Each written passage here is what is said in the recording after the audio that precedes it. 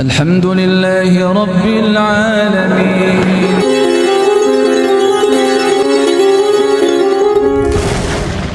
Apabila dia bersungguh-sungguh di jalan Allah, bersungguh-sungguh memakai pakem-pakem dari Allah, fina, maka lanahdiyannahum subulana.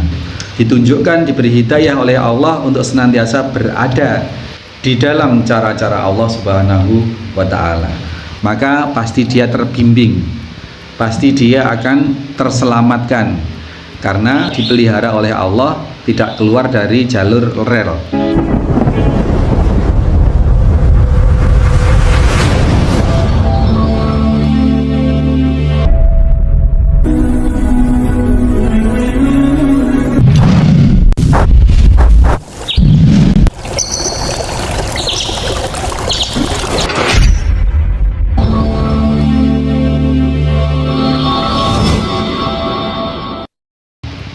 Bismillahirrahmanirrahim. Assalamualaikum warahmatullahi wabarakatuh. Alhamdulillah, nahmaduhu wa nasta'inuhu wa nastaghfiruh wa na'udzu billahi min sururi anfusina wa min sayyiati a'malina. May yahdihillahu fala mudhillalah wa may yudlil fala hadiyalah.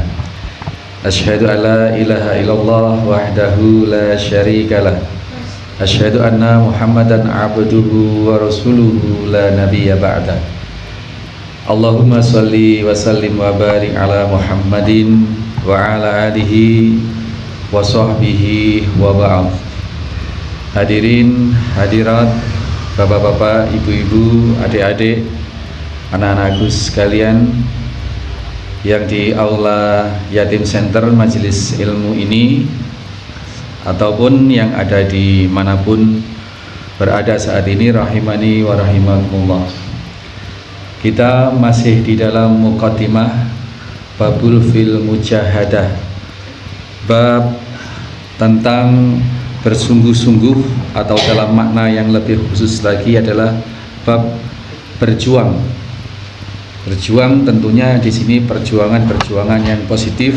Kita diberikan beberapa dalil oleh Al-Imam An-Nawawi di dalam kitab Riyadhus Shalihin ini, beberapa ayat Al-Quran yang menjadi dasar bagaimana seseorang ini berjuang secara bersungguh-sungguh.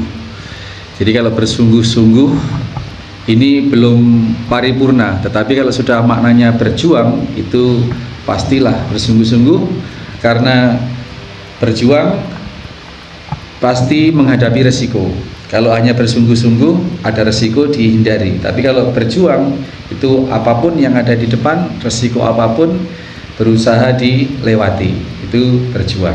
Nah, ayat yang paling awal dinukil oleh Al-Imam An-Nawawi adalah surat Al-Ankabut ayat 69. A'udzubillahi minasyaitonirrajim.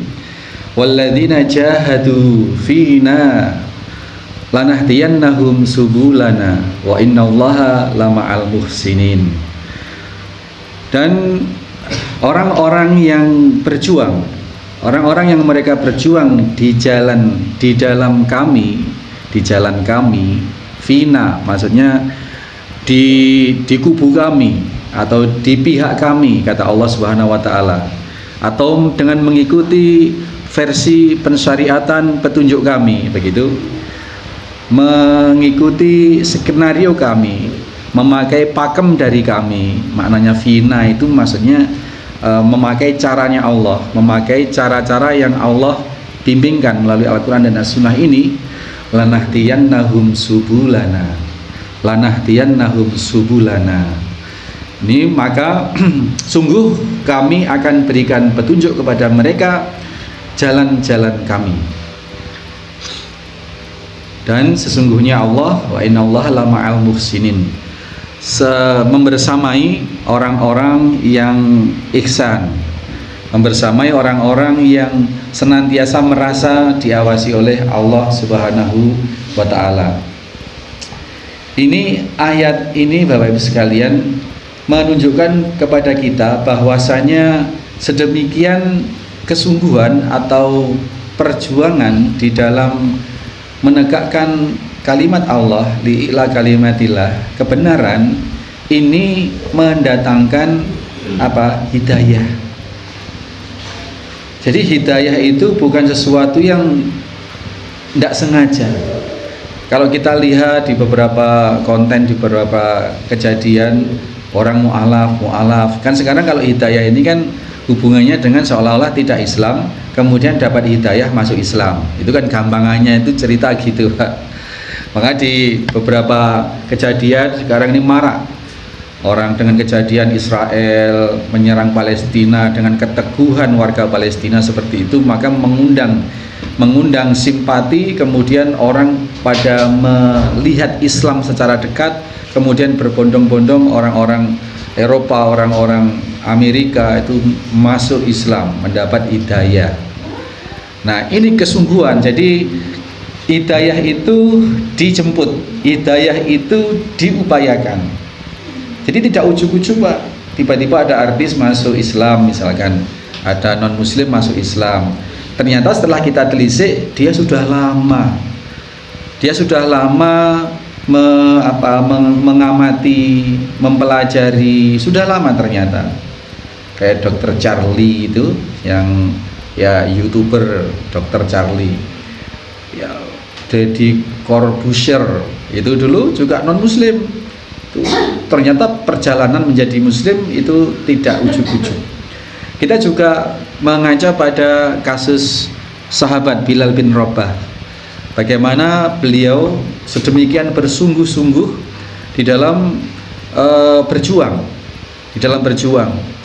tidak mau ikut kemusyrikan tuannya karena dia seorang budak, kemudian dia condong hatinya kepada Islam, kepada dia mengikuti agama Muhammad. Waktu itu masih di Mekah, dakwahnya belum seterbuka sekarang atau belum seterbuka di Madinah. Maka resiko apapun oleh Bilal bin Rabah diterima, sampai-sampai dia ditelentangkan di padang pasir yang panas, bahkan tubuhnya ditindih dengan batu yang besar. Tetapi dia menyandarkan kejadian itu kepada Allah dengan kalimat ahad, ahad, ahad, seperti itu. Itu kalau kita ada film The Messenger, itu ada itu film tentang Nabi Muhammad. Itu beberapa kejadian, sehingga dengan dia teguh seperti itu, maka Abu Bakar As-Siddiq kemudian membelinya, membebaskannya sebagai seorang merdeka, sebagai murid Nabi, sebagai sahabat Nabi Shallallahu Alaihi Wasallam. Ini jadi kesungguhan di dalam berada di jalan Allah Subhanahu wa Ta'ala. Walladzina jahadu fina. Jadi dalam bidang apapun kita menempatkan bidang itu di dalam Allah Subhanahu wa Ta'ala. Belajar matematika selalu dalam kesadaran ini sedang mempelajari ilmu Allah. 1 tambah 1 2, 2 tambah 1 3, dan seterusnya. Matematika dalam kesadaran tauhid, misalkan Allah itu Esa itu 1, itu sudah angka matematika. Rukun Islam 6, itu rukun iman 5. Aplikasinya kemudian merujuk kepada ketauhidan. Belajar IPA, meneliti daun. Oh, daun itu yang memiliki tulang apa itu? Yang tulang kayak tulang ikan. Ada daun yang seratnya itu kayak sisir. Ada yang seratnya itu jenis lurus.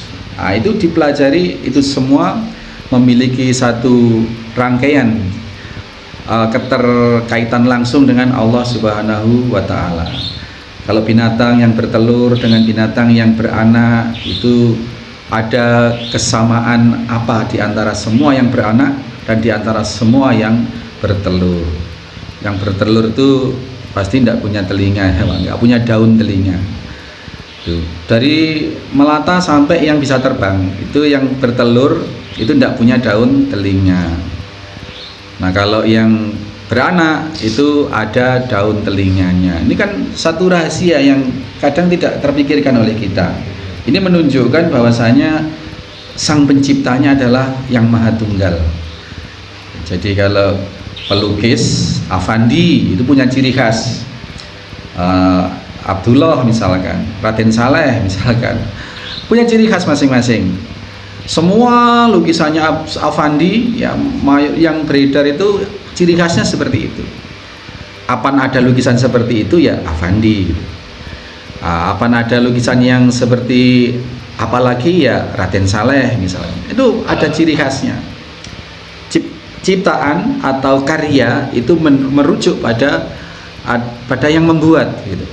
Sedangkan di alam semesta ini kesemuanya ada ciri khas yang kemudian merujuk pada yang maha tunggal, Allah Subhanahu wa ta'ala.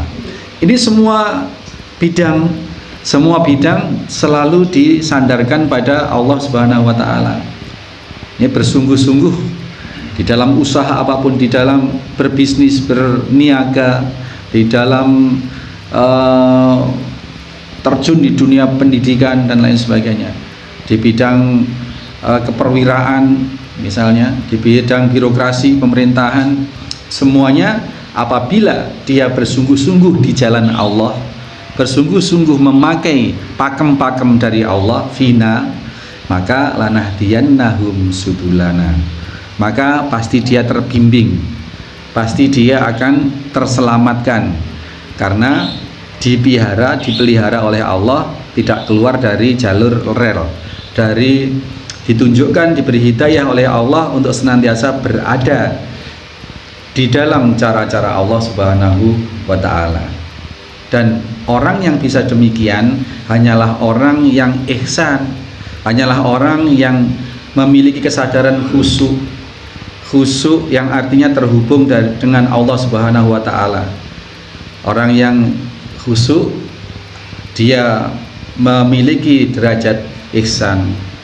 Orangnya disebut muhsin. Jadi kalau ada dulu penyanyi dangdut ya Pak, Muhsin Alatas Pak. itu dan Allah membersamai. Innallaha lama'al muhsinin, bersama dengan orang-orang yang ihsan seperti itu.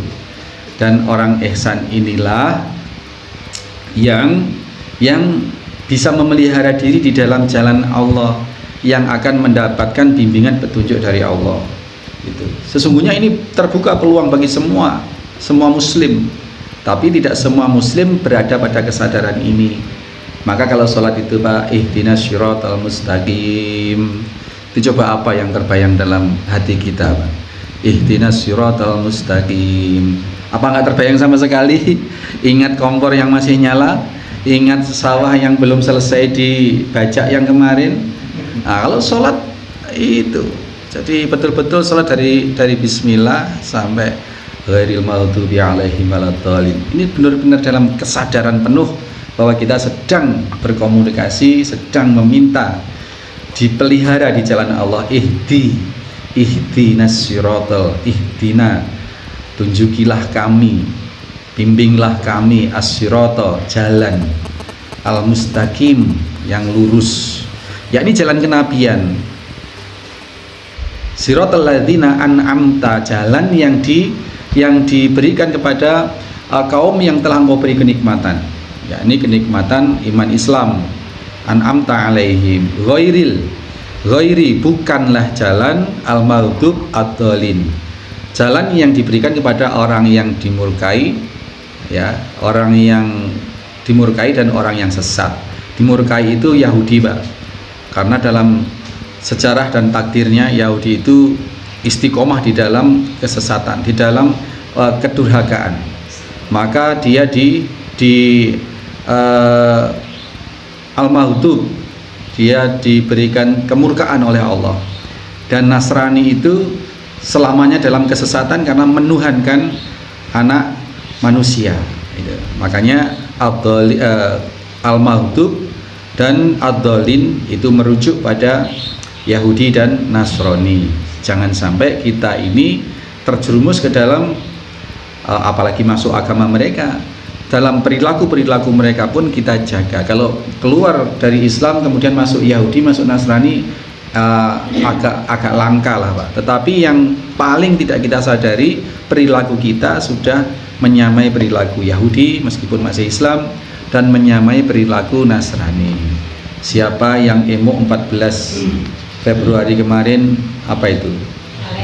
Siapa yang emo itu sudah indikasi bahwa kita digiring oleh semangat Yahudi Nasrani di dalam kehidupan kita. Walan tardo angkal Yahud wa Nasara hatta tattabi'a millatahum. Sungguh Nasrani Yahudi itu tidak pernah ridho, tidak akan pernah tenang hatinya hatta hingga orang muslim ini hatta tattabi'a millatahum, hingga kalian mengikuti milah, mengikuti budaya, mengikuti cara mereka.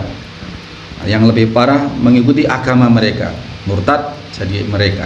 Tidak murtad tidak apa-apa, asalkan perilakunya, budayanya, kebiasaannya ikut mereka. Gitu. Tahun pergantian Januari ke Desember ke Januari, emo cari mercon. Apa hubungannya itu loh? Emo mau ngabuburit di alun-alun sampai nanti jam 12 malam, nunggu pergantian jam 12 ke jam 00. Nah ini sudah cara-cara mereka, dan memang sudah dinas oleh Allah, dikondisikan hatta tattabi'a millatahum. Gitu. Ini hati-hati. Ini karena kita bicara tentang Al-Ankabut 69, maka sampai ke situ. Karena jalan Allah itu adalah bukan jalan al-maghdub dan ad-dhalin, bukan jalan Yahudi dan jalan Nasrani yang sudah dibocorkan oleh Allah bahwa mereka itu berjibaku, berupaya betul, bahkan memurtadkan Muslim bagi Nasrani itu adalah satu ibadah. Doktrinnya itu orang di luar Kristen itu adalah domba-domba tersesat, sehingga salah satu ibadahnya orang Kristen, bagaimana domba yang tersesat itu diberi petunjuk, dimasukkan kandang. Jadi orang Muslim, orang Yahudi, orang Hindu itu semuanya domba tersesat bagi mereka, sehingga ada program kristenisasi. Itu ibadah bagi mereka, dan cenderung itu masif, terutama di kampung-kampung, di desa-desa minus, di desa-desa yang ekonominya minus. Para pastor, pendeta ya bikin program supermi dan lain sebagainya. Gitu. Maka terjadilah pemurtadan massal dan lain sebagainya. Dan rata-rata yang murtad itu dalam kelas intelektual Muslim yang menengah ke bawah. Ya ke bawah lah, kalau menengah sulit. Ke bawah, orang yang ya Islam KTP, Islam ibadah rubuh-rubuh pisang, misalnya seperti itu. Gampang digoda dengan supermi, dengan sembako untuk masuk Islam. Nah ini kewaspadaan kita semua, termasuk bagaimana kepedulian kita terhadap saudara-saudara kita yang miskin, karena kata Sayyidina Ali, kadal faqra ayyakuna kufron. Nyaris-nyaris dan hampir sebagai satu konsekuensi logis bahwa kefakiran itu cenderung dekat sekali dengan atau rentan terhadap kekufuran, kekafiran. Dan inilah yang dikhawatirkan Nabi SAW kelak di akhir zaman, ketika sosok Dajjal itu keluar, di mana bumi ini sudah sedemikian kering kerontangnya, tumbuh-tumbuhan tidak tumbuh, kemudian kelaparan di mana-mana. Dajjal datang dengan membawa segenap keajaiban. Tiba-tiba tanah dididing, langsung tumbuh buah apel yang buahnya ranum-ranum, di mana orang sedang kelaparan, sedang kekeringan. Bayangkan seperti itu. Makanya Rasul pesan sekali, kalau keluar Dajjal kelak, kalian menyingkir, menjauh, meskipun sampai naik ke atas gunung. Bagi para suami, kalau Dajjal nanti keluar, ikat anak istrimu di tiang-tiang di dalam rumahmu, karena yang paling rentan tergoda atau paling rentan terfitnah oleh Dajjal kelak adalah para wanita dan anak-anak. Gambarannya seperti itu, gampang aja Pak. Seperti sekarang aja, gas sulit misalkan, gas sulit, tidak bisa masak, itu yang paling emo memang ibu-ibu gitu. Ibu-ibu itu bukan mikir untuk dirinya, tetapi untuk keluarganya, untuk anak-anaknya begitu. Dan itulah gambaran ketika kelak makanan sulit dan dunia ini kering kerontang, yang paling sangat-sangat gelisah itu kaum ibu dan anak-anak, sehingga gampang sekali dimasuki fitnah dajjal. Ini naudzubillahi min dzalik. Maka kita piara diri kita, keluarga kita mulai sekarang, anak-anak kita, di mana anak-anak kita yang masih kecil-kecil itu ketika dia tumbuh dewasa kita tidak tahu alamnya seperti apa. Jawabannya hanya mumpung kita masih bersama dengan anak-anak saat ini, kita bekali akidah yang benar-benar kuat, kokoh, sehingga ketika kita meninggal, zaman berganti, memiliki kesiapan anak-anak kita.